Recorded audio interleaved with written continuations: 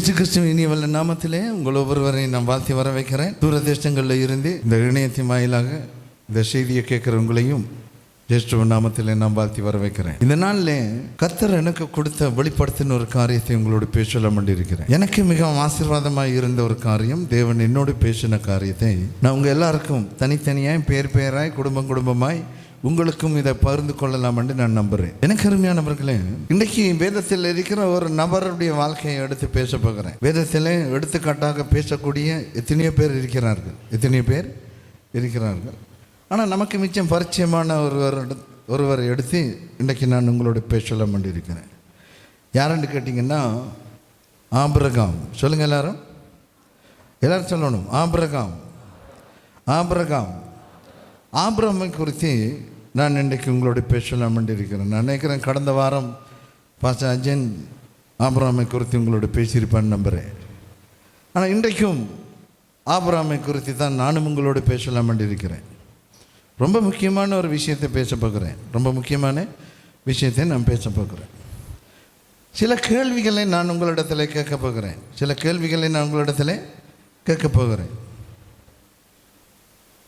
முதலாவது கேள்வி,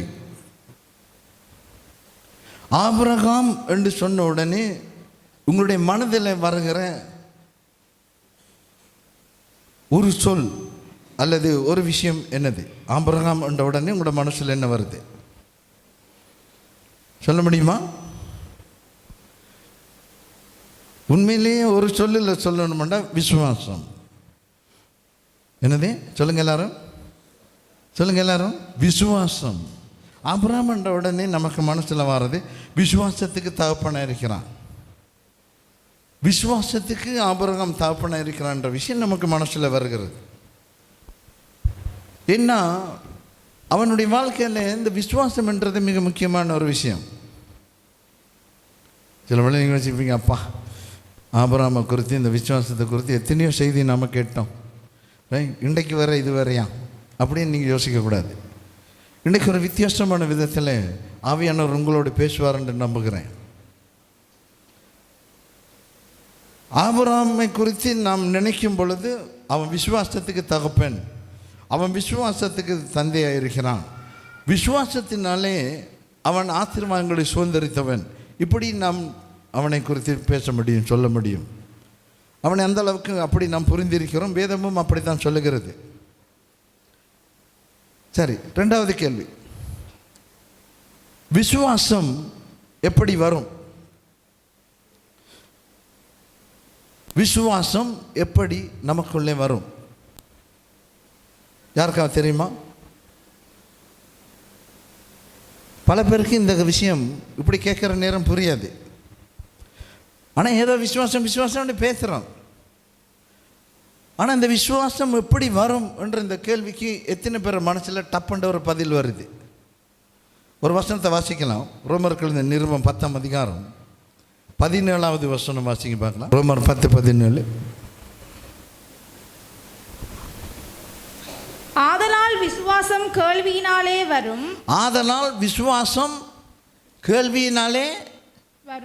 வரும். கேள்வி தேவனுடைய வசனத்தினாலே வரும். இதில் ஒரு விஷயத்தை நான் உங்களுக்கு சுட்டி காட்ட விரும்புகிறேன். விசுவாசம் ட்ராவல் பண்ணுமா? விசுவாசம் என்னது? அங்கே இருக்கிறது இங்கே வருமா? ரைட்? இங்கெல்லாம் இருக்க விசுவாசம் பண்ணால் அது இடத்துக்கு வருமா? உங்களிடத்தில் விசுவாசம் உங்களிடத்தில் வரக்கூடிய ஒரு விஷயம். ஆமேன்னு சொல்லுங்கள். இதை நம்ம முதலாக புரிஞ்சுக்கொள்ளணும். விசுவாசம் நமக்குள்ளே அது வேலை செய்யும், நமக்குள்ளே அது கடந்து வரும். ஆனால் அந்த விசுவாசம் எப்படி வரும்? கேள்வியினால் வரும். கேள்வி என்ன? கேள்வி கேட்கறது இல்லை, கொஸ்டின் கிடையாது. கேள்வி கேட்கறதுனால வரும் என்றது அப்படி கிடையாது. அது என்ன சொல்லுது? ஹியரிங். நம்ம கேட்கறதுனால வருமா? நல்லா புரிஞ்சுக்கொள்ளணும். மெதுவாக சொல்றேன், கடகடண்டு ஓடாம உங்களுக்கு புரியும்படிக்கு சொல்றேன். விசுவாசம் எப்படி வரும்? விசுவாசம் கேட்கறதுனால வரும், திரும்ப கேட்கறதுனால வரும். சொல்லுங்க, விசுவாசம் எப்படி வரும்? பக்கத்தையும் பார்த்து சொல்லுங்க. விசுவாசம் எப்படி வரும்? திரும்ப திரும்ப கேட்கறதுனால வரும். எதை கேட்கறதுனால வரும்? தேவனுடைய வார்த்தையை, கர்த்தருடைய வசனத்தை கேட்க கேட்க கேட்க விசுவாசம் நமக்குள்ளே வேலை செய்ய ஆரம்பிக்கும். விசுவாசம் நமக்குள்ளே வெடித்து கிளம்பும். விசுவாசம் இல்லாமல் தேவனுடைய மகிமையை யாருமே காண முடியாது. விசுவாசம் இல்லாமல் அதை காண முடியாது. விசுவாசம் தேவனுடைய மகிமையை கொண்டு வரும். விசுவாசம் கேட்க கேட்கத்தான் என்ன செய்யும்? சொல்லுங்க, விசுவாசம் வரும். இப்ப நான் சொல்றது சொல்லுங்க. விசுவாசம், எல்லாரும் சொல்லணும், விசுவாசம் தேவனுடைய வசனத்தை கேட்க கேட்க அது வரும். ஆபிரகாம் என்று சொன்ன உடனே அவன் விசுவாசத்துக்கு தகப்பன். ஓகே, அந்த விசுவாசம் எப்படி வரும்? இது இரண்டாவது கேள்வி. எப்படி வரும் சொல்லுங்க? தேவனுடைய வசனத்தை கேட்க கேட்க வரும். தேவனுடைய வசனத்தை எந்த அளவுக்கு உன்னுடைய காது கேட்கிறதோ அந்த அளவுக்கு தான் விசுவாசம் வரும். நீ தேவனிடத்திலிருந்து எதையாவது பெற்றுக்கொள்ள வேண்டும் என்று சொன்னால் வேதம் தெளிவாய் சொல்லுகிறது, ஜெபத்தினால கிடையாது, உபவாசத்தினால கிடையாது, விழித்திருந்து ஜெபிக்கிறதுனால கிடையாது. என்ன பாசரவை ஒரு விதமா பேசுறாருன்னு யோசிங்களா? சத்தியத்தை பேசுகிறேன். நம்ம அடிக்கடி சொல்றோம் இல்லையா, ஜெபமே ஜெயம். வேதத்தில் எங்கேயாவது இருக்கா? பைபிள்ல ஜெபமே ஜெயம் எங்கேயாவது இருக்கா? கிடையாது. ஆனா நம்ம அதை என்னது அடிக்கடி சர்வசாதாரணம் பேசுறோம், சிக்கர்கள் எல்லாம் அப்படி இருக்கிறது. ஆனா தியோலஜிக்கெல்லாம் என்னது அப்படி கிடையாது. அதே மாதிரி தான் சொல்றேன், ஜெபம், உபவாசம், விழித்திருத்தல், இதால என்னது நாம எதையுமே பெற்றுக்கொள்ள முடியாது. வேதம் சொல்லுகிறது, விசுவாசத்தினால் தேவனுடைய மகிமையை காண்பாய். விசுவாசம் இல்லாமல் தேவனுக்கு பிரியமாய் இருப்பது கூடாத காரியம். அப்ப நான் இப்படி சொல்லக்குள்ள நீங்க யோசிக்கலாம், அப்பண்டா நம்ம ஜெபம் பண்ணக்கூடாதா? அப்பண்டா நம்ம உபவாசம் பண்ணக்கூடாதா பாஸ்டர்? அப்படி என்ன நீங்க யோசிக்கலாம். நான் அப்படி சொல்லலையே. நான் என்ன சொல்றேன், விசுவாசம் என்றது ஜெபத்தில் இருக்கணும். விசுவாசம் என்றது உன்னுடைய உபவாசத்தில் இருக்கணும். விசுவாசம் என்றது நீ விழித்திருந்து நாள் முழுக்க முழு இரவு முழுக்க ஜெபிக்கும் பொழுது விசுவாசத்தோட அதை செய்யணும். அப்பதான் அது வேலை செய்யும். இதை நீங்க நல்லா புரிஞ்சுக்கொள்ளணும். நான் என்ன சொல்லணும், இன்னைக்கு நம்ம மக்கள் ஜெபம் பண்றாங்க இல்லையா, விழுந்து விழுந்து ஜெபிப்பாங்க, கண்ணீரோட ஜெபிக்கிறாங்க, அல்லது ஜெபிச்சு தொலைக்கணும்ன்றதுக்கு ஒரு கடமைக்காக ஜெபம் பண்றாங்க. நீ ஜெபம் பண்ண உடனே அண்ணாள்ன்றவங்க உங்களுக்கு தெரியும், அவ போயிருந்து அவருக்கு பிள்ளைகள் இல்லை, எல்லாரும் மலடி மலடின்னு கண்ட மாதிரி பேசுறாங்க, மனமுடைஞ்சு போகுது. அவன் கோயிலுக்குள்ள போறா, ஆண்டவரத்துல போய் அழுது ஜெபம் பண்றாங்க. வேதம் சொல்லுது, அவ ஜெபிச்சு எழுமித்து வந்தது அப்புறம் அவ துக்க முகமா இருந்தது இல்லை. ஏன்? அவ விசுவாசத்தோட ஜெபம் பண்ணா. நான் ஆண்டவருடைய சமூகத்தில் நான் கண்ணீரோட என்னுடைய பிரச்சனையை நான் சொல்லுகிறேன், ஒப்பு கொடுக்கிறேன். ஒப்பு கொடுத்து முடிச்ச உடனே தேவன் அதை கேட்டுருவாரு, பதில் எனக்கு வரும். கண்ணை தொடச்சிதான் பாட்டுக்கு போற. வேதத்தில் அவன் திரும்ப வந்து ஜெபிச்சதாக எங்கேயுமே நம்ம பார்க்க முடியாது. விசுவாசம் உள்ள ஜெபம் பிணியாளிகளை குணமாக்கும் என்று ஒரு வசனம் இருக்கிறது. எனக்கு தெளிவா கதை, இந்த நான் சொல்றதை ஒரு கதை மாதிரி கேட்டே வாங்க. ஏன்னா மிக முக்கியமான ஒரு விஷயத்தை நான் உங்களோட பேச போகிறேன். உங்களுடைய வாழ்க்கையை செழிக்கும்படிக்கு, உங்களுடைய வாழ்க்கை வளமாகும்படிக்கு, உங்களுடைய வாழ்க்கையில் இருக்கிற சில நெகட்டிவான காரியங்கள், எதிர்மறையான விஷயங்கள் உங்களை விட்டு விலகி போகும்படிக்கு நான் இன்றைக்கு உங்களோடு கூட பேசிக் கொண்டிருக்கிறேன். ஆவியானவர் என்னை கொண்டு கேட்கிற உங்களோடு பேசிக் கொண்டிருக்கிறார். ரொம்ப முக்கியமான விஷயத்தை பேச போகிறேன். விசுவாசம் எப்படி வரும்? தப்புன்னு சொல்லுங்க எல்லாரும். விசுவாசம் எப்படி வரும்? தேவனுடைய வசனத்தை கேட்கறதுனால வரும். இப்ப கவனிங்க, தேவனுடைய வசனத்தை நாம எங்க கேட்கணும்? தேவனுடைய வார்த்தையை நாம எப்படி கேட்கலாம்? என்ன நிறைய சொல்ல முடியும். முதலாவது சபையில கேட்கலாம். விசுவாசம் ஆமென் சொல்லுங்க. இருக்கீங்களா நீங்க எல்லாரும்? தேவனுடைய வார்த்தையை நாம எங்க கேட்கலாம்? சபையில கேட்கலாம். ஹல்லேலூயா. சபையில நாம கேட்கணும். அதுக்கு தான் ஆண்டவர் சபையை வச்சிருக்கிறார். அடுத்தது வசனத்தை நாம எங்க கேட்கலாம்? இன்டர்நெட்ல கேட்கலாம், யூடியூப்ல கேட்கலாம், ஒரு பைபிள் ஸ்டடியில் கேட்கலாம், ஒரு வீட்டுக்கூட்டத்தில் கேட்கலாம், ஒரு செமினார்ல கேட்கலாம், ஒரு கான்ஃபரன்ஸ்ல கேட்கலாம். இதுக்கு தான் மாநாடுகள் நடத்துகிறார்கள், செமினார் நடத்துறாங்க சபைகள்ல. ஏண்டா இந்த வசனம் தான் வாழ்க்கை. வசனம் நமக்கு மிக முக்கியமானது. ஆனா இன்னைக்கு அதுக்கெல்லாம் நேரம் இல்லை பாருங்க நம்ம மக்களுக்கு.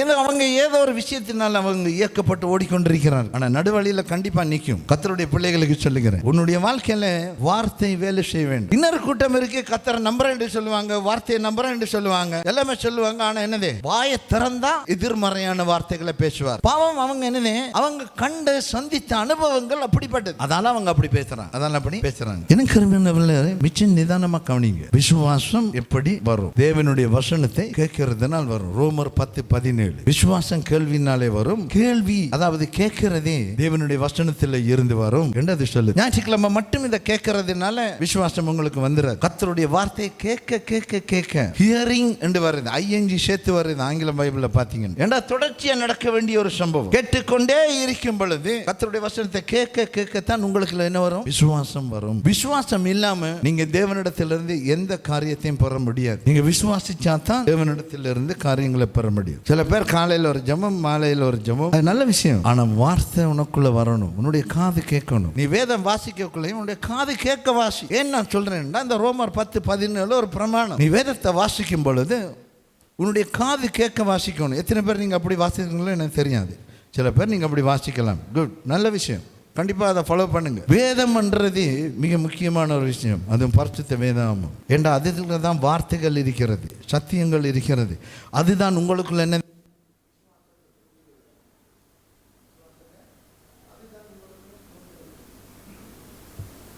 விசுவாசத்தை என்ன செய்தாதே தூண்டுது. ஆகவே எனக்கு அருமையானவர்களே, தயவு செய்து இந்த விஷயத்தை நீங்கள் உள்வாங்க வேண்டும். இந்த விஷயத்தை நீங்கள் என்ன செய்யணும்? நீங்கள் உள்வாங்க வேண்டும். வேதத்தை கேட்கறதுக்கு நீங்கள் தீர்மானிக்க வேண்டும். அதுவும் அடிக்கடி கேட்கணும். பாருங்கள், அடிக்கடி கேட்கணும். சரி, எப்படி நாம் இந்த வேதத்தை கேட்கலாம்? நிறைய விஷயம் சொன்னேன் இல்லையா? பைபிள் ஸ்டடி மூலம், இன்டர்நெட் மூலம், சபைக்கு வர்றது மூலம், இந்த மாநாடு கான்ஃபரன்ஸ் செமினார் நடக்கிற நேரம், வீட்டு கூட்டங்களில், இப்படி யூடியூப்ல, இப்படி பல விஷயத்திலே பல விதத்திலே நீங்கள் தேவனுடைய வசனத்தை கேட்கலாம். ஹல்லேலூயா. அடுத்த கேள்வி, 3வது கேள்வி. ஆபிரகாமுக்கு இவ்வளவு வசதியும் இருந்துச்சா? நம்ம விசுவாசிகளின் தகப்பன் என்று சொல்றோமே, ஆபிரகாமுக்கு சர்ச் இருந்துச்சா? கிடையாது. ஆபிரகாமுக்கு இன்டர்நெட் இருந்துச்சா? கிடையாது. ஆபிரகாமுக்கு ஸ்மார்ட் போன் இருந்துச்சா? கிடையாது. ஆபிரகாமுக்கு காலத்தில் கான்ஃபரன்ஸ் இருந்துச்சா? செமினார் இருந்துச்சா? வீட்டு கூட்டங்கள் இருந்துச்சா? பைபிள் ஸ்டடி இருந்துச்சா? எதுவுமே கிடையாது. எதுவுமே கிடையாது. அப்ப எப்படி அவன் விசுவாசிச்சான்? எதை விசுவாசிச்சான்? இதுதான் அடுத்த கேள்வி. நம்ம விசுவாசிக்கிறதுக்கு நமக்கு சபை இருக்கிறது, போதிக்கிறதுக்கு ஊழியக்காரர்கள் இருக்கிறோம், இன்டர்நெட் இருக்கிறது, ஆண்டவருடைய வசனத்தை கேட்கறதுக்கு எத்தனையோ ஊடகங்கள், எத்தனையோ வழிமுறைகள் நம்முடைய கையில் இருக்கிறது. ஆனா நாம ஸ்ட்ரகிள் பண்றோம். விசுவாசிக்கிறது இவ்வளவு இருந்தும் விசுவாசிக்கிறதுக்கு தடுமாறுகிறோம். விசுவாசிக்க முடியாம நம்ம தட்டுக்கட்டு தெரிகிறோம். விசுவாசத்தில் நிலை நின்று ஒரு காரியத்தை பெற்றுக்கொள்ள முடியாமல் நாம் இருக்கிறோம். இவ்வளவு வழிமுறைகள் இருந்தும், இவ்வளவு தொழில்நுட்பங்கள் எல்லாம் நம்ம கையில் இருந்தும், நம்ம வீட்டுக்குள்ள இருந்தும், எல்லா விதத்திலும் தேவனுடைய வசனத்தை கேட்கறதுக்கு வசதிகள், வாய்ப்புகள் எல்லாம் இருந்தும் நாம விசுவாசிக்க முடியாமல் தடுமாறுகிறோம். ஆனா ஆபிரகாமுடைய காலத்தில் இது ஒன்றுமே கிடையாது. ஆனா விசுவாசத்துக்கு தகப்பனான வேதம் சொல்லுகிறது. ஒரு வசனத்தை வாசிங்களேன், ஒரு கீவேர்ட். ரோமருக்கு எழுந்த நிருபம் 4ஆம் அதிகாரம் 17வது வசனம். அநேக ஜாதிகளுக்கு உன்னை தகப்பனாக ஏற்படுத்தினேன் என்று, அநேக ஜாதிகளுக்கு உன்னை தகப்பனாக ஏற்படுத்தினேன் என்று எழுதியிருக்கிறதன்படி அவன்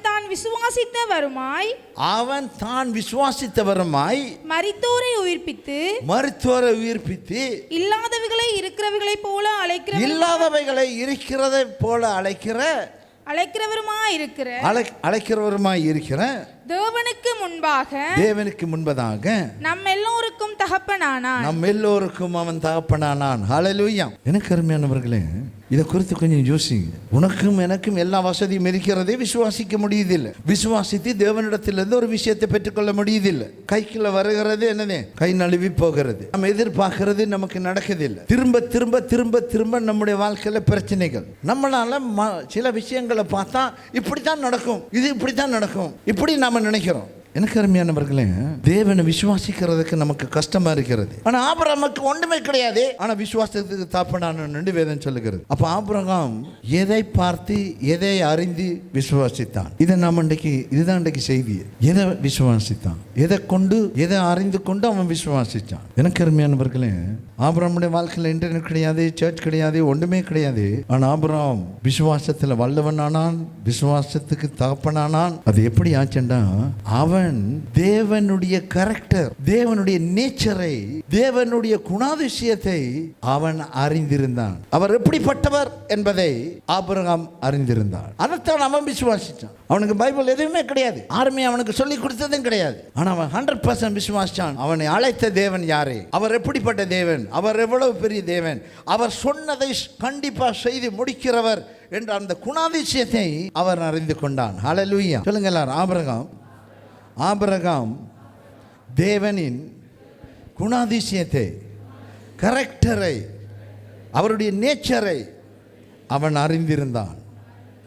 பாருங்க, அவனுக்கு தெரியும் தேவன் யாரு, தேவன் எப்படிப்பட்டவர் என்பதை அவன் அறிந்திருந்தான். ஆனா நம்மாக்கள் இன்றைக்கு இவ்வளவு வசதிகள் இருந்தும், தேவன் எப்படிப்பட்டவர் என்றது அறிவுபூர்வமாய் தெரிந்திருந்தும் அதை விசுவாசிக்கிறது கிடையாது. இருதயத்திலே இது அப்படி நடந்துரும், இது இப்படி நடந்துரும், இது நமக்கு இப்படி தீங்கா மாறிடும், என்று சொல்லி விசுவாசிக்கிற அளவுக்கு அது எல்லாவற்றையும் தாண்டி தேவன் நமக்காக கிரியை செய்வார், தேவன் வல்லமையுள்ள தேவன், அவர் எனக்காக வேலை செய்கிறவர் என்று சொல்லி நமக்கு விசுவாசிக்க முடியாது. இது பெரிய பெரிய பழைய விசுவாசிகள் எல்லாம் இருக்க பாருங்க, 30 வருஷம் 40 வருஷம் விசுவாசிகள், அவங்களுக்கு கூட இது கிடையாது. ஆனா ஒரு சில பேர் அதை விசுவாசிக்கிறார். அவர்கள் சந்திக்கிற பிரச்சனைகள், அவர்கள் கண்ட அனுபவங்கள், எதிர்மறையான அனுபவங்கள். இப்ப பாருங்க, நமக்கு ஒரு ஆள் கரெக்டர் தெரியுமில்ல, சில பேரை பார்த்தனே இவன் ஒரு பொய்க்காரன் அப்படின்னு, இவன் ஒரு பொய்க்காரன், இவன் ஒரு கள்ளன், இவன் ஒரு கோபக்காரன், இவன் ஒரு கோபக்காரன், இவன் ஒரு உதவாக்காரன், இவன் ஒரு சோம்பேறி, இவனுக்குள்ள ஒரு யோக்கியம் கிடையாது, இவனுக்குள்ள ஒரு உத்தமம் கிடையாது, இவன் அப்படிப்பட்ட ஒரு மோசமான ஒரு மனுஷன். இப்படி நீ சொல்றல்ல, உனக்கு அது எப்படி தெரியும்? அப்படிப்பட்டவனுடைய குணாதிசயங்கள் நீ அறிந்திருக்கிறபடினால் நீ அப்படி சொல்லுகிற. புரியுதா உங்களுக்கு? நம்ம அப்படித்தானே ஒருத்தனை நிறுத்து பார்க்கிறோம். ஒருத்தனை பார்த்தோன்னே இவர் பெரிய யோக்கியம், இவர் பெரிய இப்படி, இவர் அப்படி. ஏன்னா இதை சொல்றேன் தெரியுமா? மனுஷனுடைய ஈன புத்தி அது, மனுஷனுடைய ஈன புத்தி அது. அடுத்தவனை எட்டி பார்க்குற புத்தி, அவன் என்ன பண்ணுறான். ஆனால் நீ உண்மையாக எதை பார்க்கணும் தெரியுமா? அடுத்தவன் என்ன பண்ணுறான்றதை நீ எட்டி பார்க்க வேண்டிய அவசியம் கிடையாது. நீ ஆராதிக்கிற தேவன், நாம் விசுவாசிக்கிற தேவன் எப்படிப்பட்டவர், நான் நம்பி இருக்கிறவர், நான் ஆராதிக்கிற தேவன் அவர் எப்படிப்பட்டவர், அதைத்தான் நம்ம அறியணும். அதை அறியும் பொழுது தான் உனக்குள்ள என்ன வரும்?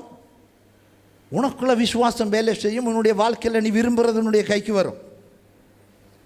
நீ விரும்புகிறது உன்னுடைய கைக்கு வரும். நீ நான் இருக்கிற மாதிரியே இருப்பேன், நான் செய்கிறதெல்லாம் நான் செய்வேன், ஆனால் வாரதெல்லாம் எனக்கு நல்லதாக வரணும்னு நினைச்சேன்னா ரொம்ப கஷ்டம். இதை நீ புரிஞ்சுக்கல. ஆபிரகாம் விசுவாசத்துக்கு தாப்பனானதுக்கு காரணம் பரிசுத்த வேதாகமம் அவனுக்கு கிடையாது, இன்டர்நெட் கிடையாது, சபை கிடையாது, பைபிள் ஸ்டடி கிடையாது, அவனுக்கு பிரசங்கம் கேட்குற வாய்ப்பு கிடையாது, ரைட்? எந்த ஒரு ஊடகமும் எந்த ஒரு தொழில்நுட்பமும் அவனுக்கு கிடையாது. ஆனால் விசுவாசம் எதை? தேவனுடைய கரெக்டர், தேவனுடைய குணாதிசயம், தேவன் எப்படிப்பட்டவர், நாம் விசுவாசிக்கிறவர் இன்னார் என்று அறிவேன், அவர் எப்படிப்பட்டவர்ன்றதை மட்டும்தான் அவன் பார்த்தான். பாருங்க, இன்றைக்கு என்னது? இன்றைக்கு முக்காசி பேர் வாழ்க்கையிலையும், நான் இப்படி சொல்லக்கல, நீங்கள் யோசிச்சிடாதீங்க, எந்த வாழ்க்கையில் கத்தர் பேசினே தான் சொல்கிறேன். ஏதோ நான் உங்களுக்கெல்லாம் இப்படியெல்லாம் அடித்து கடிஞ்சு இப்படியெல்லாம் பேசுகிறது அது நீங்கள் நல்லா இருக்கணுன்றதுக்காக நான் சொல்கிறேன். ஆனால் இது தேவன் என்னோட பேசினான். நீ அதையும் இதையும் யோசிச்சுட்டு இருக்கிறேன், நீ அதையும் இதையும் பார்த்துட்டு இருக்கிறேன், உண்ட கடந்த கால அனுபவங்களை வச்சு நீ எல்லாத்தையும் யோசிக்கிறேன். எல்லாத்தையும் விட்டுரு, எல்லாத்தையும் விட்டுரு, பழசு எல்லாத்தையும் விட்டுரு, கடந்த காலங்களை விட்டுரு. இன்றைக்கி இந்த சபையில் இருக்கீங்க, சில அம்மாமார் இருக்கீங்க, சில வாலிபர்கள் இருக்கீங்க, சில தப்பமார் இருக்கீங்க, அடுத்தவனை பற்றி தான் பேச்சு. உண்ட சொந்த புருஷனே ஒழுங்காக பாரு, அவன்கிட்ட இருக்க நல்லதை மட்டும் பாரு. அதே மாதிரி உங்கள் பொண்டாட்டி மார்கிட்ட இருக்கிற நல்லதை பாருங்கள், உங்கள் பிள்ளைகள் இடத்துல நல்லதை பாருங்கள். எல்லாத்துக்கும் மேலே பவுல் சொல்கிறேன் இல்லையா, சிலுவையில் அறையப்பட்ட கிறிஸ்து வேண்டி நான் வேறொன்றையும் காணாதிருக்க தீர்மானிக்கிறேன். I have a strong decision. எனக்கு ஒரு கடினமான உறுதியான ஒரு தீர்மானம் இருக்கிறது. என்னவே, எந்த மனுஷனையும் சிலுவைக்குள்ளே பார்க்கணும். நீ நேர பார்த்தியண்டா 1000 நசல் உனக்கு தெரியும். இந்த ஜோக்கியமானவங்க யாரும் கிடையாது. ஆனால் கத்தருக்குள்ளே பார்க்கணும், கத்தருக்குள்ளே நம்ம அதை பார்க்கணும். யாரெண்டாலும் சரிதான், நம்மளோட சத்ரு என்றாலும் சரிதான், நாம் எவரை பார்க்கக்குள்ளையும் கிறிஸ்துவுக்குள்ளே சிலுவைக்குள்ளாக பார்க்கணும். ஏண்டா நாம் எல்லாரும் சிலுவைக்கூடாக, கிறிஸ்துவ இயேசுவுக்கூடாக நாங்கள் மீட்கப்பட்டவர்களாக இருக்கிறோம், நீதிமான்களாக இருக்கிறோம். விசுவாசா மட்டும் கை தட்டுங்க. ஹல்லேலூயா, ஹல்லேலூயா. பிரியமானவர்களே, நான் இன்னொரு ஆளை பார்க்குற விஷயத்துக்கு அதை மட்டும் சொல்லலை, உங்களோட மனசில் சில விஷயங்கள் பதிஞ்சு இருக்கின்றேன், உங்களோட இருதயத்தில் சில விஷயங்கள் அதாவது ஸ்ட்ராங் ஹோல்டாக இருக்கு, பலத்த அரணாக இருக்கிறது. அதை வச்சு தான் நீங்கள் சிந்திக்கிறீங்க, அதை வச்சு தான் நீங்கள் என்ன செய்கிறீங்க? நீங்கள் சிந்தி இப்படி வந்துடுமோ, அப்படி வந்துடுமோ, 6வது எதுவும் கேட்டுருவானோ, 6வது இப்படி செஞ்சிருவானோ, அல்லது இப்படி தான் ஏதாவது ஒன்று நடந்துருமோ. ஒரு நாளும் கிடையாது.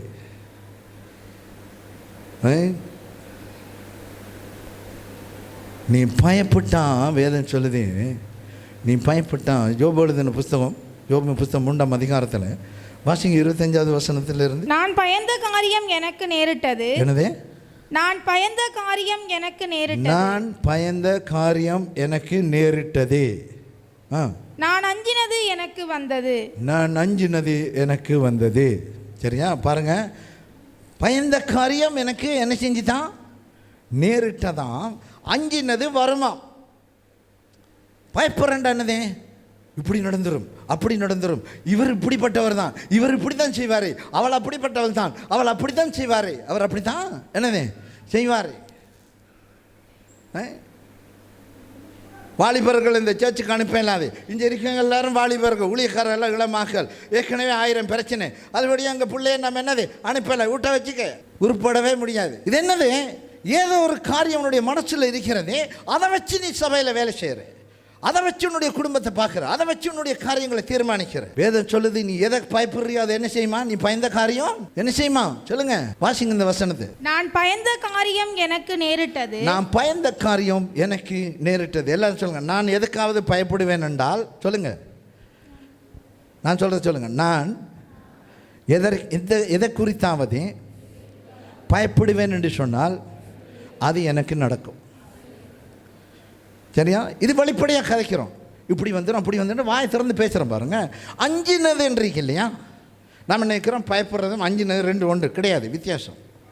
பயப்படுறது வெளியரங்கமாக நாம் பேசி செயல்படுறது. நம்மளோட பயத்துக்குரிய விதத்தில் பேசுகிறோம், பயத்துக்குரிய விதத்தில் ஒவ்வொன்றையும் பார்க்குறோம். சரி, பயத்துக்குரிய விதத்திலே நம்ம காரியங்களை நடப்பிக்கிறோம். என்னது? அது வரும், அப்படி நடக்கும். அஞ்சினது என்னது? மனசுக்குள்ளே இருக்கிற பயம். பாரு, மனசுக்குள்ளே வாயை திறந்து பேசுகிறது இல்லை, ஆனால் மனசுக்குள்ளே நாம் நினைக்கிறோம் இப்படி நடந்துடும், இது இப்படி போயிடும், நம்ம ஆள் இப்படி தான், நம்ம ஆள் இப்படி தான், மற்றவன் பார்க்குற நேரம் எப்படி இருப்பானோ, அவன் எப்படி யோசிப்பானோ, மனசுல நினைக்கிறோம். பாரு, வேதம் என்ன சொல்லுது?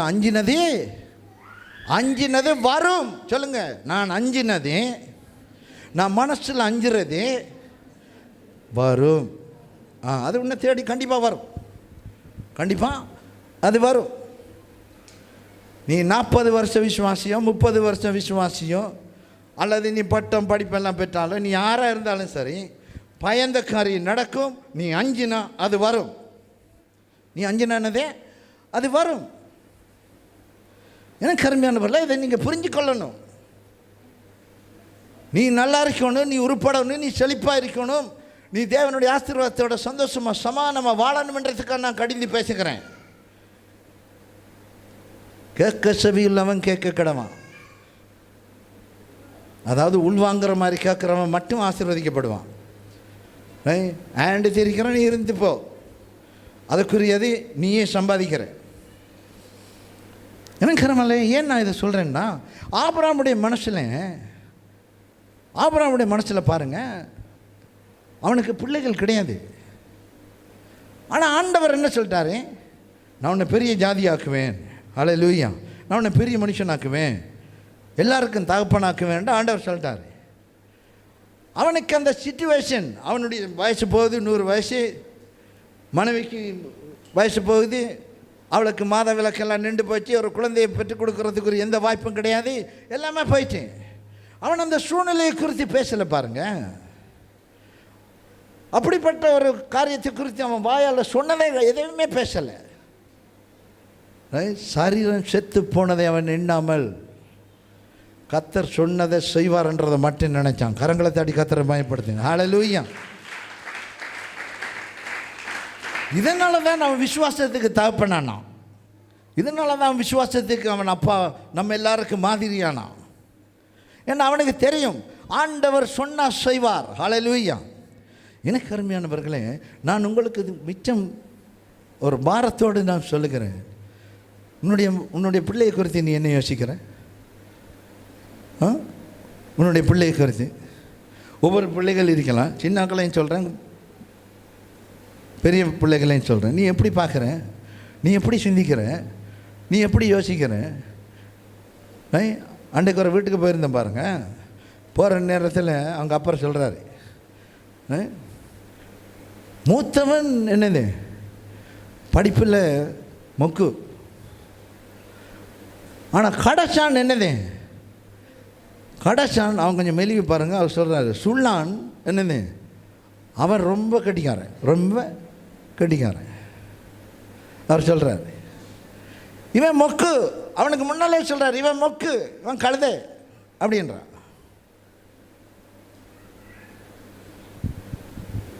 பிரியமானவர்களே, அப்படியெல்லாம் பேசக்கூடாது, அப்படியெல்லாம் வேணுதே பேசக்கூடாது.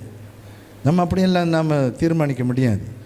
சில வேளை இன்றைக்கு மொக்கா இருக்கிறவன் நாளைக்கு என்னது, நாளைக்கு அவன் பெரிய ஆளாகிடுவான். ஹல்லேலூயா. இன்றைக்கி நம்ம பார்க்குற மாதிரி கிடையாது சூழ்நிலை. எனக்கு அருமையானவர்களே, என்னுடைய வாழ்க்கையில் நீ விரும்புகிறதை பெற்றுக்கொள்ளணும் என்று சொன்னால் நீ விசுவாசிக்கணும். எதை விசுவாசிக்கணும்? தேவனுடைய வசனத்தை விசுவாசிக்கணும். அந்த வார்த்தைக்கு உத்தரவாதமாக இருக்கிற தேவனை நீ விசுவாசிக்கணும். இன்றைக்கு கர்த்தர் உன்னக்கூடிய வாழ்க்கையில் இந்த நிமிஷம் வரை உனக்கு அவர் உண்மை உள்ளவராய் வேலை செய்கிறார். ஆனால் நம்ம தான் கடந்து ஸ்ட்ரகிள் பண்ணுறோம், விசுவாசிக்க முடியாமல். அது தப்பு பாருங்க. நமக்கு எத்தனையோ பிரசங்க கேட்குறீங்க, எல்லா வசதியும் இருக்குது, ஆனால் நம்ம ஒரு காரியத்தை விசுவாசத்தில் பெற்றுக்கொள்ள முடியுது. ஏன் தெரியுமா? நமக்கு தேவனுடைய கரெக்டர் என்னன்றதில் நம்மளோட கவனம் இல்லை. நாம் எங்கே இருக்கிறோம், இப்படிப்பட்ட பிரச்சனை. சில பேரோட பேசி பாருங்கள், அவங்களோட பிரச்சனையை குறித்து கதையாக சொல்லிட்டே இருப்பாங்க. சில பேர் அழுது சொல்லிட்டே இருப்பாங்க. எப்போ போனாலும் அவங்களோட வாயில் இருக்கிற காரியம் அந்த பிரச்சனையை தான் பேசிகிட்டே இருப்பாங்க.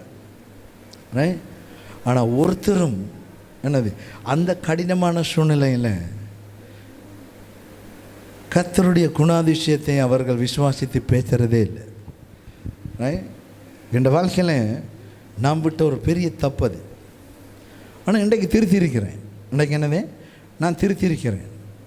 கர்த்தருடைய வார்த்தைகளை கேட்கும் பொழுது, பல தேவதாசர்களுடைய செய்திகள் எல்லாம் கேட்கும் பொழுது, இந்த வாழ்க்கையில் இருக்கிற சில தவறுகள், நான் மிஸ் பண்ண காரியங்கள், இதை நான் கற்றுக்கொள்ளுகிறேன். நான் கற்றுக்கொள்ளுகிறத தான் உங்கள்கிட்ட வந்து சொல்கிறேன். நீ அதை படிச்சுக்க, அதை பிடிச்சிக்க, அதை நீ ஏற்றுக்கொள்ளு, அதை அப்பியாசி என்று நான் உனக்குன்னு சொல்கிறேன். எனக்கு அருமையானவர்களே, இதை நீங்கள் புரிஞ்சுக்கொள்ளணும். இதை நீங்கள் என்னது புரிஞ்சுக்கொள்ளணும். அதாவது ஒரு ஆளை புரிஞ்சு கொள்றதுன்ற சொல்கிறது சும்மா இல்லை. ஒருக்கா எனக்கு ஒரு சம்பவம் ஞாபகம் வருது, சொல்கிறேன். நான் ஃப்ரான்ஸுக்கு போயிருந்த நேரம், பாரிஸுக்கு போயிருந்தேன். அதுவும் ஹாலண்டில் இருந்து நான் ட்ரெயினில் தான் போனேன். அது வந்து மிச்சம் அழகான ட்ரெயின், நல்ல ட்ரெயின். அங்கே இருக்க ட்ரெயினெல்லாம் நம்ம ட்ரெயின் மாதிரி கிடையாது. அப்போ அந்த ட்ரெயினில் ஏறினா எனக்கு டிக்கெட் பிரிண்ட் பண்ணி கொடுத்தான் கையில். நானும் இன்னொரு நண்பர் தான் போகிறோம். ஆனால் அந்த ட்ரெயினுக்குள்ளே ஏறினா முழு பேரும் என்னது ஃப்ரான்ஸ் நாட்டுக்காரர்கள். அவங்க ஒருத்தருமே இங்கிலீஷ் பேசுகிறாங்கல்ல, எல்லாருமே என்னது ஃப்ரெஞ்சு தான் பேசுகிறாங்க. எனக்கு இப்போ பெரிய யோசனை, எப்படிடா நம்ம இந்த ஸ்டேஷனை விடத்துன்னு கேட்டாலும் பதில் சொல்கிறான்ல, அவன்கிட்ட பாசையில் சொல்கிறான். ஆனால் அவன் எனக்கு புரிகிற பாசையில் பேசுகிறான் இல்லை. அங்கே அப்படி ஒரு துவேஷம் இருக்குது. ஃப்ரெஞ்சில் இருக்கிறவங்க ஃப்ரெஞ்சு நாட்டுக்காராக்கள், ஃப்ரான்ஸ் நாட்டுக்காராக்கள் அவங்களோட பாசை தான் பேசுவாங்க. இங்கிலீஷில் அவங்க படிச்சிருந்தாலும் அவங்களுக்கு புரிஞ்சிருந்தாலும் அதில் போய் சொல்லவே மாட்டாங்க. அது அவங்களோட ஒரு கொள்கை. அது எனக்கு என்ன பண்ணுறதுன்னு தெரியல. அப்போ நான் உடனே ஃபோன் பண்ணி, என்ன மச்சான் அவர் ஹாலண்டில் இருந்தார், அவருக்கு கால் அடித்து கேட்டேன், இப்படி ஒரு பிரச்சனை, நான் எப்படி கரெக்டாக இறங்குறது. அவர் எனக்கு ஒரு விஷயம் சொன்னார். என்ன தெரியுமா? உண்ட டிக்கெட்டில் பாரு, 4:30க்கு அந்த ட்ரெயின் எங்கே நிற்கிதோ அங்கே நீ இறங்கு, அதான் நீ இறங்குற இடம் அப்படின்றார். சரியா? சரியா 4:30க்கு அந்த ட்ரெயின் ஒரு ஸ்டேஷனில் இறங்கிச்சு. நான் இறங்கினேன், அதான் நான் இறங்குற ஸ்டேஷன். கரெக்டாக 4:30க்கு அந்த டிக்கெட்டில் போட்ட மாதிரி இருந்துச்சு. எனக்கு பெரிய ஆச்சரியம் பாருங்கள்.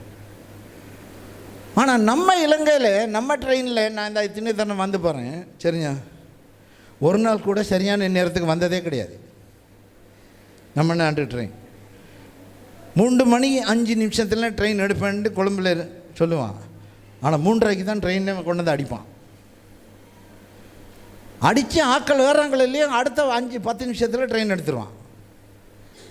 நம்ம ட்ரெயின் நிலைமை அப்படி. ஏன் நான் உங்களுக்கு இதை சொல்கிறேன்? இது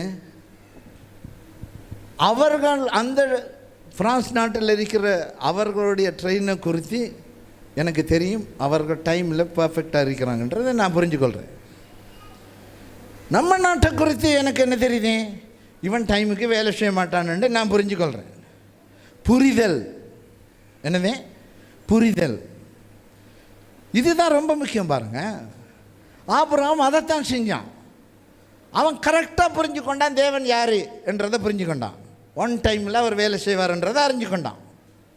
அவர் சொன்னதை செய்து முடிப்பார்ன்றதை அவன் 100க்கு 100 நம்பினான். சரியா? நம்ம ஊர் ட்ரெயின் மாதிரி தான் இருக்கும் என்று நான் நினைக்க முடியாது. ஏன்டா அது ஒன் டைமுக்கு வருது, ஒன் டைமுக்கு போகுது. தேவனும் அப்படிப்பட்டவர் தான். ஒன் டைமில் அவர் வேலை செய்கிறவர். விசுவாசாமே சொல்லுங்கள். ஹல்லேலூயா. நம்ம ஆண்டவரை நம்பணும் பாருங்கள். ஆனால் நம்ம என்ன செய்கிறோம்? அப்படி நம்பாமல் எது எல்லாம் நம்ம சந்திக்கிற பிரச்சனைகள், நம்மளை சுற்றி சூழ நடக்கிற விஷயங்கள், இதைத்தான் நம்ம பார்த்து இருக்கிறோம். அப்படியும் பார்த்து தின்னுட்டு என்னது 6 ஊழியக்காரர்கள் வந்துட்டு நீங்கள் விசுவாசிக்கணும்டா, நான் விசுவாசிக்கிறேன் பாஸ்டர்ன்ட்டு டம்மன்ட்டு சொல்லிடுவாங்க. நான் விசுவாசிக்கிறேன்ன்றவாங்க. ஆனால் எனக்கு தெரியும் அது வெறும் என்னது ஹெட் நாலேஜ், தலை அறிவு மட்டும்தான். விசுவாசம் இருதயத்திலிருந்து வரணும். இருதயத்தின் நிறைவினால் வாய் பேசும் என்று வேதம் சொல்லுது. இருதயத்தில் இருந்து அவங்க என்ன பேசுகிறாங்க? ஒரு 10 நிமிஷம் காய்ச்சிங்கன்னு சொன்னால் 15 நிமிஷம் அவங்க பேசுவாங்க. பிரிமணவர்களே, நான் உங்களுக்கு ஒன்று சொல்கிறேன். உங்களுக்கு பிரச்சனை இருக்கே இல்லையோ, எனக்கு 1000 பிரச்சனை இருக்குது. சரியா? நமக்கு வேண்டியவங்களோடலாம் நம்ம அதை மனம் திறந்து சில விஷயங்களை ஷேர் பண்ணுறோம். நம்பித்தான் ஷேர் பண்ணுறோம். அதை நான் உங்களுக்கு தப்புன்னு சொல்லலை. நீ கண்டிப்பாக உனக்கு நம்பிக்கையானவங்க வேணும். நீங்கள் அவங்ககிட்ட சில விஷயங்களை நீ ஷேர் பண்ணுறது தப்பு இல்லை. ஆனால் அது நிரந்தரம் என்று சொல்லி பிசாசு நமக்கு சொல்கிற பொய்யை நீ நம்பிடக்கூடாது. அதில் இருந்து நம்ம வெளியில் வாரதுக்குரிய வேலை திட்டங்களை நம்ம தொடர்ந்து செய்தே ஆகணும். அதில் ஒன்று தான் தேவனை அறிந்து கொள்கிறது. ஹல்லேலூயா. அவர் கண்டிப்பாக நம்மளோட வாழ்க்கையில் இந்த ஜீவியத்தில் உண்மை உள்ளவராக இருப்பார்ன்ட்டு நம்ம எப்பயும் நம்பணும். அதைத்தான் நீ அதிகமாக பேசணும். அதைத்தான் நீ அதிகம் பண்ணணும். 24 மணித்தியாலம் நீ பயந்தது, நீ சந்தித்தது, இதே நீ பேசிக்கொண்டு இருப்பீன்னு சொன்னால் அது அவ்வளோ மாறி மாறி இந்த வாழ்க்கையில் வந்துகிட்டே இருக்குமே ஒழிய உனக்கு விடுதலை கிடைக்கவே கிடைக்காது. ஹல்லேலூயா. எனக்கு அருமையானவர்களே, ஆபிரகாம் அதை நம்பினான். கடைசி ஒரு பாயிண்ட் ஒரு 10 நிமிஷம் நான் பேசுகிறேன். அந்த வசனத்தில் நீங்கள் பாருங்கள், வாசிங்க. ரோமர் 4:17. அநேக ஜாதிகளுக்கு உன்னை தகப்பனாக ஏற்படுத்தினேன் என்று எழுதியிருக்கிறபடி அவர் தாம் விசுவாசித்தவருமாய் மரித்தோரை உயிர்ப்பித்து இல்லாதவைகளை இருக்கிறவைகளைப் போல அழைக்கிறவருமாய் இருக்கிற தேவனுக்கு முன்பாக நாம் எல்லோருக்கும் தகப்பனானான். விசுவாசம், அவனோட விசுவாசம் என்னன்னு தெரியுமா? அவனுக்கு ஒரு பெரிய விசுவாசம் இருந்துச்சு. நான் சொன்னேன் இல்லையா, ஆபிரகாமுக்கு ஒரு விசுவாசம் இருந்துச்சு. தேவனுடைய குணாதிசயம், அவருடைய கேரக்டரில் நம்பிக்கை இருந்துச்சு. நீ விசுவாசிக்கிற இயேசுவிடத்தில் உனக்கு எப்படி எந்த விஷயத்தில் நம்பிக்கை இருக்கிறது? இதில் பவுல் எழுதும் பொழுது உயிரோடு எழுப்புகிற ஒரு வல்லமையை குறித்து அவர் பேசுகிறார். ரெசரக்ஷன் பவர் என்று சொல்கிறாங்க. உயிர்த்தெழுதலின் வல்லமை. ஹல்லேலூயா. சொல்லுங்கள் எல்லாரும், உயிர்த்தெழுதலின் வல்லமை. எல்லாரும் சொல்லணும் வாய் தந்து, உயிர்த்தெழுதலின் வல்லமை. ரைட். இந்த உயிர்த்தெழுந்த வல்லமை எங்கே இருக்கு? நமக்குள்ளே இருக்கு. எபிரேயர் நிருபம் 1ஆம் அதிகாரத்தை வாய்ச்சி பார்த்தீங்கன்னா இந்த உயிர்த்தெழுந்த வல்லமை நமக்குள்ளே வேலை செய்யுதுன்னு சொல்லுது. 19ஆம் வசனத்திலேருந்து வாய்ச்சிங்கட்டா அது நமக்குள்ளே இருக்கு. ஆனால் இயேசு என்ன தெரியுமா சொல்கிறாரு? அதான் நான் கேட்குறேன், உனக்கு இயேசுவை பற்றி என்ன தெரியுமான்னு கேட்குறேன். இயேசு என்ன சொல்கிறாரு? நாம் உயிர்த்தெழுதலை குறித்து பேசும் பொழுது அது ஒரு வல்லமை, அந்த வல்லமை நமக்குள்ளே இருந்து வேலை செய்யும்னு பேசுகிறோம். தப்பு கிடையாது, அது உண்மை, சத்தியம். ஆனால் இன்னொரு விஷயம் அதில் சொல்லப்படுகிறது. வாசிங்க, யோவானுக்கு எழுதின சுவிசேஷம் 11ஆம் அதிகாரம் 25வது வசனத்தில் இயேசு ஒரு விஷயம் சொல்கிறார். இதை நீங்கள் கவனிச்சிருக்க மாட்டீங்க பெரும்பாலும். நானே கவனிக்கலை, இப்போ தான் புதுசாக கற்றுக்கொண்டிருக்கிறேன். சொல்லுங்கள். இயேசு அவளை நோக்கி, நானே உயிர்த்தெழுதலும் நானே உயிர்த்தெழுதலும் ஜீவனுமாயிருக்கிறேன். ஜீவனுமாயிருக்கிறேன். என்னை விசுவாசிக்கிறவன் மரித்தாலும் பிழைப்பான். ஹல்லேலூயா. அதாவது ஆண்டவர் என்ன சொல்றாரு? ஆண்டவர் என்ன சொல்றார்? நானே உயிர்த்தெழுதலாய் இருக்கிறேன். ஹல்லேலூயா. சொல்லுங்க. உயிர்த்தெழுதலின் வல்லமையை குறித்து நாம் யோசிக்கும் பொழுது அது ப்ரோசஸ் ஆகுது. இந்த ரெசரக்ஷன் பவர் ப்ரோசஸ், அது செயல்படக்கூடியதாக பார்க்குறோம். அப்படி தான் நம்ம கற்றுக்கொண்டிருக்கிறோம். ஆனால் ஜேஸ்ட் இந்த இடத்துல ஒரு விஷயம் சொல்கிறார். என்னது? இந்த ரெசரக்ஷன் பவர், உயிர்த்தெழுந்த வல்லமை கிடையாது. நானே person. Resurrection is a person, right? உயிர்த்தெழுதல் ஒரு நான் தான் அதன்றாரு. ஹல்லேலூயா.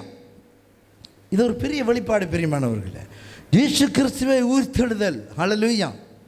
நம்ம ஒரு வல்லமையை குறித்து கற்றுக்கொண்டிருக்கலாம். ஆனால் இயேசு சொல்கிறார், நான் தான் என்னது? அந்த உயிர்த்தெழுதலாக இருக்கிறேன். அப்போ பாருங்க, அந்த உயிர்த்தெழுதல் நமக்குள்ளே இருந்தால் எப்படி இருக்கும்? மரித்தாலும் பிழைப்பான் என்று சொல்லலாம் இல்லையா? மரணம் நம்முடைய வாழ்க்கையில் வேலை செய்யாது. சொல்லுங்கள். மரணம் என்னுடைய வாழ்க்கையில் வேலை செய்யாது.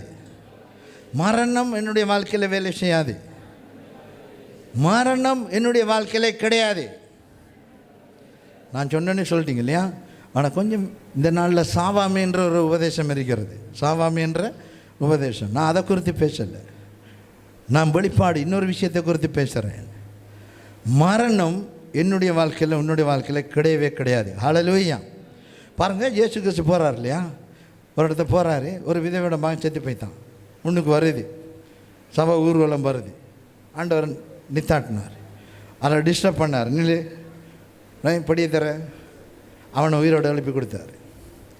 ஜபீருடைய மகள் அவன் செத்து போயிட்டான். அங்கே போகிறாரு. எல்லோரும் வெளியில் போ, அங்கே சமம் இருக்கு, எல்லோரும் கூடி வந்திருக்கிறாங்க. வெளியில் போ, அவளை உயிரோடு எழுப்பினார். லாசரை வீட்டை போனார். அங்கே போனால் அவன் செத்து 4 நாள் ஆச்சு. அங்கே போய் லாசரை உயிரோடு எழுப்பினார். இயேசு கிறிஸ்து இருந்த இடம் எல்லாம் என்னது? அவர் எந்த ஒரு ஃபியூனரல் சர்வீஸும் அவர் அட்டன் பண்ணது கிடையாது, அவர் நடத்தினது கிடையாது. எல்லா இடத்திலும் அவர் உயிரோடு எழுப்பினார். ஹல்லேலூயா. பிரியமானவர்களே, நம்முடைய வாழ்க்கையிலையும் மரணம் என்பது கிடையாது. சொல்லுங்கள், என்னுடைய வாழ்க்கையில். எல்லாரும் சொல்லுங்கள், என்னுடைய வாழ்க்கையில் மரணம் கிடையாது. மரணம் என்பது எனக்கு கிடையாது. இப்படி சொல்லுங்க. நீங்கள் யோசிப்பீங்க, இப்போ நான் சாக மாட்டேன்னு சொல்கிறீங்களா பாஸ்டரண்டி? நீ விசுவாசிச்சா உனக்கு நீடித்த நாட்களாக நீ வாழ முடியும். அது வேறொரு பிரசங்கம், இன்னொரு நாளைக்கு பேசுகிறேன். ஆனால் இன்றைக்கு ஆண்டவர் எனக்கு சொல்கிறேன்டா, உன்னுடைய வாழ்க்கையில் ஒரு வியாதினாலே நீ அவதிப்பட்டு கொண்டிருக்கிறியா, அது மரணம். அந்த வியாதி முத்துனா அது முடிவங்க வரும், மரணம் வரும். ரைட்? நீ கடனில் இருக்கிறியா, அது ஒரு மரணத்தின் வல்லமை. உன்னை கடன்லேருந்து வெளியில் வந்து நீ நிம்மதியாக இருக்க விடாது. உன்னை வாழ்க்கையில் ஒரு தோல்வியா, உன்னை வாழ்க்கையில் நீ எதையாவது உண்டு ஏமாந்து போயிட்டியா, உன்னை மற்றவர்கள் கணக்கெடுக்காம விட்டாங்களா, உன்னை மற்றவர்கள் ஊதாசனப்பட்டானா? சில பேரோட வாழ்க்கையில் அப்படி இருக்கு. சில வேளையில் உன்னை கூட என்ன கூட எல்லாரையும் சில பேர் என்னது தூசிக்கலாம், தூற்றலாம், அற்பமாக நினைக்கலாம், கேவலமாக நினைக்கலாம். சில வேளை நம்முடைய அப்படிப்பட்ட சில தவறுகளை நிமித்தம் அப்படி நினைக்கலாம். சரியா? அதை வச்சே தங்கட காரியங்களை எத்தனை பேர் தூட்டி கொண்டே திடுறான், வேலை இல்லாமல் திடுறான். ஆனால் அவனுக்கே தெரியலை என்ன நடக்குதுன்ட்டு. பிரியமானவர்களே, எது எப்படி இருந்தாலும் எந்த வல்லமையும் நம்மளை நிரந்தரமாக மேற்கொள்ள கர்த்தர் விட மாட்டார். ஹல்லேலூயா.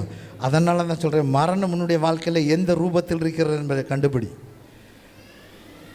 சில பேருக்கு வியாதி ரூபத்தில் மரணம் வேலை செய்கிறது, சில பேருக்கு தோல்வி மூலம் மரணம் வேலை செய்கிறது, சில பேருக்கு கற்பத்தில் மரணம் வேலை செய்கிறது. இப்படி மரணம் ஒவ்வொரு ஆளோட வாழ்க்கையிலையும் விதம் விதமாய் வேலை செய்கிறது.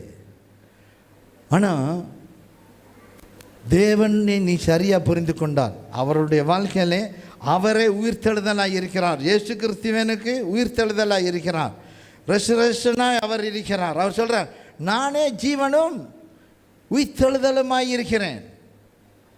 அவர் அதென்று சொல்கிறார், நான் தான் ஜீவன், நான் தான் உயிர்த்தெழுதல் என்று சொல்லுகிறார். பிரியமானவர்களே, எத்தனை பேர் ரட்சிக்கப்பட்டிருக்கீங்க? ஆமென் சொல்லுங்கள். நாம் ரட்சிக்கப்பட்டிருக்கோம். அப்போ இயேசு எங்கே இருக்கிறாரு? நமக்குள்ளே இருக்கிறாரு. நாம் அவருக்குள்ளே இருக்கிறோம், அவர் நமக்குள்ளே இருக்கிறார். ஹல்லேலூயா. பிரியமானவர்களே, அப்போ உனக்குள்ளே என்ன இருக்கிறது? அந்த உயிர்த்தெழுதலின் வல்லமை, அந்த உயிர்த்தெழுந்த வல்லமை, உயிர்த்தெழுந்த தெய்வமே உயிர்த்தெழுதலாய் நமக்குள்ளே இருந்தால் நம்முடைய வாழ்க்கையில் எந்த மரணமும் வேலை செய்ய முடியாது, எந்த தரித்திரமும் வேலை செய்ய முடியாது, எந்த தரித்திரமும் என்ன செய்ய முடியாது, வேலை செய்ய முடியாது. நம்முடைய வாழ்க்கையில் கட்டங்கட்டமாய் நாம் மேலே போயிட்டே இருக்கணும் பாருங்கள்.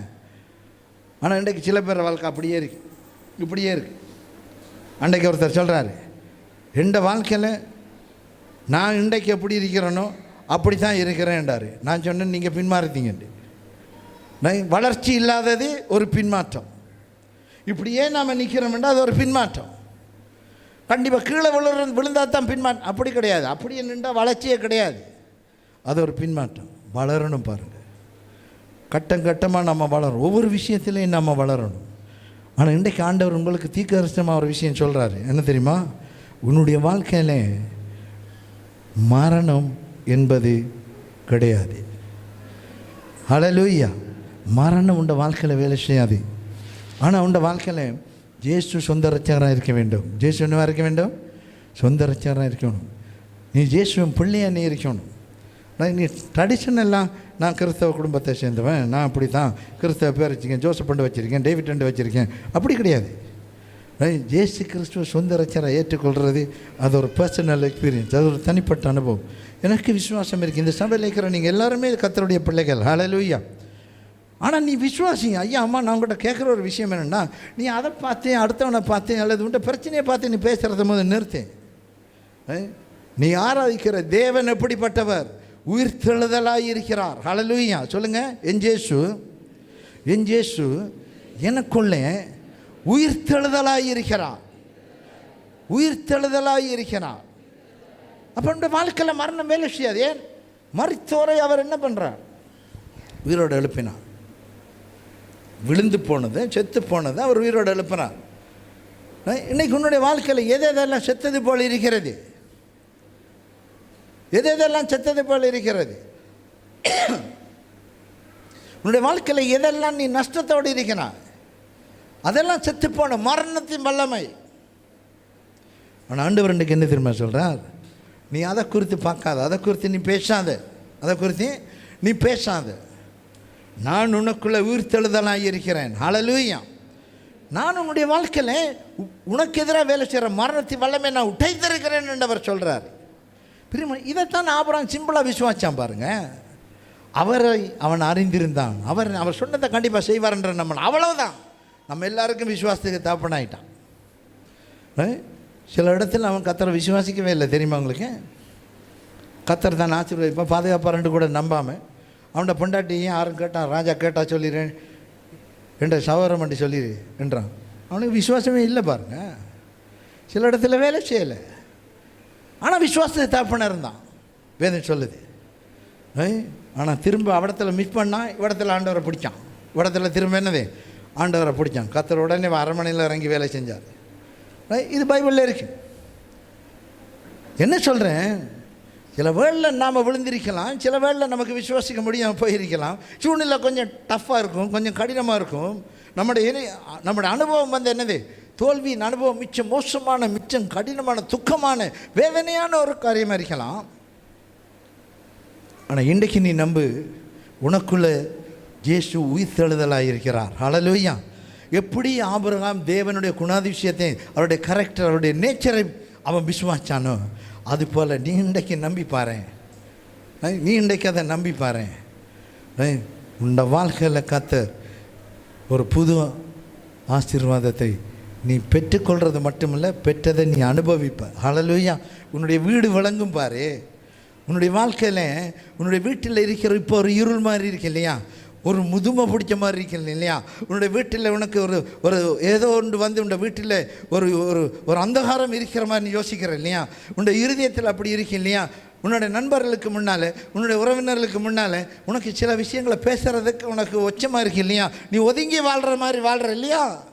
ஆண்டவர் உங்களுக்கு தான் சொல்கிறாரு, உனக்குள்ளே நான் இருக்கிறேன், உயிர்த்தெழுதலாய் இருக்கிறேன். எந்த மரணத்தின் வாடையும் முன்னிடத்தில் வீசாது, எந்த மரணத்தின் வல்லமை உனக்குள்ள ஆதிக்கம் செலுத்தாது. நீ என்னை நம்பினி என்ற நான் உன் வாழ்க்கையை மாற்றுவேன் என்றார். ஹல்லேலூயா. வெரி சிம்பிள் பாருங்க, ஈஸி. அவரை நான் நம்புகிறேன். ஆண்டவரே, எனக்கு உண்மை தெரியும். I know who you are. எனக்கு தெரியும் நீர் யாருண்டு. நீர் உண்மையுள்ள தேவன். நீ உயிர்த்தெழுதலாய் எனக்குள் இருக்கிறீர். ஹல்லேலூயா. இன்றைக்கு நான் இருக்கிற சூழ்நிலை நாளைக்கு இருக்காத ஆண்டவரே. உம்முடைய நீர் எனக்குள்ளே உயிர்த்தெழுதலாய் இருந்து எந்த மரணத்தின் வாடையும் என்ற வாழ்க்கையில் வீசாத படிக்கு நீர் என்னை புதுப்பித்து ஆசீர்வதிக்கிற தேவன் நான் விசுவாசிக்கிறேன். இதுதான் ஜெபம் பாருங்கள். அதோட ஆண்டவரே, நான் இப்படி இருக்க ஆண்டவரே, அப்படி இருக்க ஆண்டவரே, உமக்கு கண் இல்லையா, உமக்கு கால் இல்லையா, அவனுக்கு அப்படி சேரு, இவனுக்கு இப்படி சேரு, ஏன் என்ன பார்க்காம இருக்கிறது. இது வீண் வார்த்தை, இது அலப்பல் ஜெபம். இதெல்லாம் ஆண்டவர் கேட்கறது கிடையாது. இப்படி ஜெபம் எல்லாம் கத்தர் கேட்கறது கிடையாது. நீ அழுது வடிஞ்சிட்டே இருக்க வேண்டியது, ஒரு மாற்றமும் காண மாட்டேன். ஆனால் இன்றைக்கு தீர்மானிச்சு பாரு, உனக்குள் இயேசு உயிர்த்தெழுதலாய் இருக்கிறார். சொல்லுங்க, எனக்குள். எல்லாரும் சொல்லணும், நெஞ்சில கை வச்சு சொல்லு, எனக்குள். நீ இன்றைக்கு தைரியமா சொல்லு, வெக்கப்படாம நெஞ்சில கை வச்சு சொல்லு. கண்ணமோடு. உனக்கு என்ன பிரச்சனை இருக்காத நீ நினைச்சு பாரு. நீ என்னவா வரணும்ன்றத ஒரு நிமிஷம் நினைச்சு பாரு. இல்லாதவைகளை இருக்கிறவரை அழைக்கிற தேவன் உனக்கு முன்பதை நிற்கிறான். யாரும் அங்கு மிஞ்சும் பார்க்க வேண்டாம். நெஞ்சில கைவை. நான் சொல்றது சொல்லு, எனக்குள் இயேசு உயிர்த்தெழுதலாய் இருக்கிறார். உயிர்த்தெழுதலாய் இருக்கிறார். என்னுடைய வாழ்க்கையிலே மரணம் எந்த விதத்திலும் பெலன் கொள்ளுகிறதில்லை, பெலன் கொள்ளுகிறதில்லை. நான் இந்த மரணத்தின் கிரியலை குறித்து நான் பயப்படுகிறதில்லை, நான் அஞ்சுகிறதில்லை. எனக்குள் இருக்கிற இயேசு, எனக்குள் இருக்கிற ஆண்டவர், அவர் உயிர்த்தெழுதலாய் இருக்கிறார். நான் இன்றைக்கு இருக்கிற மாதிரி நான் நாளைக்கு இருக்க மாட்டேன். என்னுடைய வாழ்க்கையில் ஒரு பெரிய ஆசீர்வாதம் எனக்கு உண்டாயிருக்கும். எனக்கு ஒரு பெரிய நல்ல வாழ்க்கை எனக்கு உண்டாயிருக்கும். எனக்குள் இருக்கிற கட்டுக்கள் அறந்திருக்கும். மற்றவர்களுக்கு முன்பதாய், எல்லாரும் சொல்லுங்க, மற்றவர்களுக்கு முன்பதாய் நான் தலை நிமிர்ந்திருப்பேன். நான் கீழாய் இருக்க மாட்டேன், நான் மேலாய் இருப்பேன். நான் வாளாய் இருக்க மாட்டேன், நான் தலையாய் இருப்பேன். நான் போகிற இடமெல்லாம் நான் ஆசீர்வதிக்கப்பட்டவனாய் இருப்பேன். ஏனென்றால் நான் விசுவாசித்திருக்கிறவர், நான் அறிந்திருக்கிறேன். அவர் எனக்குள்ளே உயிர்த்தெழுதலாய் இருக்கிறார். இயேசுவின் நாமத்திலே எல்லாரும் கரங்களை தட்டுவோமா. ஹல்லேலூயா.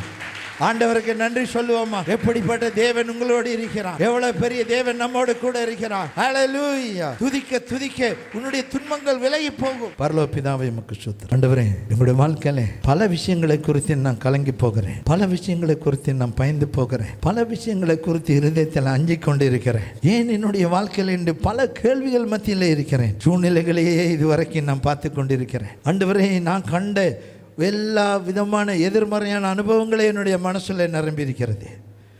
ஆனால் இன்றைக்கு நான் ஒப்பு கொடுக்கிறேன் கர்த்தாவே. இன்றைக்கு நான் என்னை ஒப்பு கொடுக்கிறேன். இந்த சத்தியத்துக்கு என்னை ஒப்பு கொடுக்கிறேன்.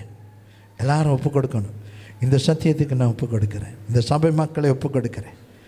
நீர் எங்களுக்குள்ளே உயிர்த்தெழுதலாய் இருக்கிறீர், உயிர்த்தெழுதலாய் இருக்கிறீர். யோவான் 11:25 எங்களுக்குள் இருக்கிறது கர்த்தாவே. நீ உயிர்த்தெழுதலாய் இருக்கிறீர். நீர் சொன்னீர், நானே உயிர்த்தெழுதலும் ஜீவனுமாய் இருக்கிறேன்.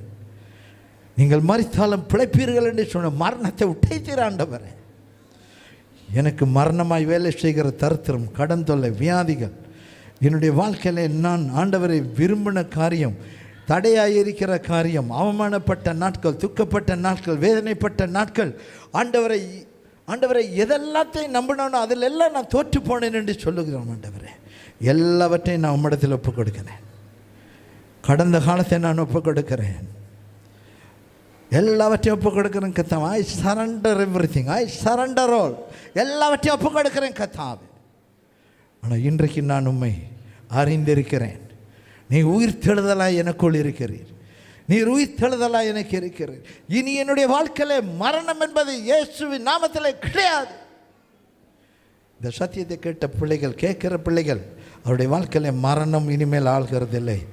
மரணத்தின் அடையாளமாக இருக்கிற எந்த தீங்கும், எந்த குறைவும், எந்த பொல்லாப்பும் இனிமேல் இந்த செய்தியை கேட்டு விசுவாசிக்கிற ஒவ்வொருடைய வாழ்க்கையை விட்டு விலகிறபடியா ஸ்தோத்திரம். நீர் ஆளுகை செய்யும் வழி நடத்தும் சுவாமி. இயேசுவின் நாமத்தில் ஆசீர்வாதங்கள் எடுத்து ஜெபிக்கிறோம். ஜீவனுள்ள நல்ல பிதாவே, ஆமென். ஹல்லேலூயா. எல்லாரும் கரங்களை தட்டி கர்த்தரை மகிமைப்படுத்துறீங்களா? நீங்கள் ஆசீர்வதிக்கப்பட்டவர்கள். என்றைக்கும் நீங்கள் ஆசீர்வாதமாகவே இருப்பீர்கள். ஆமென், ஆமென்.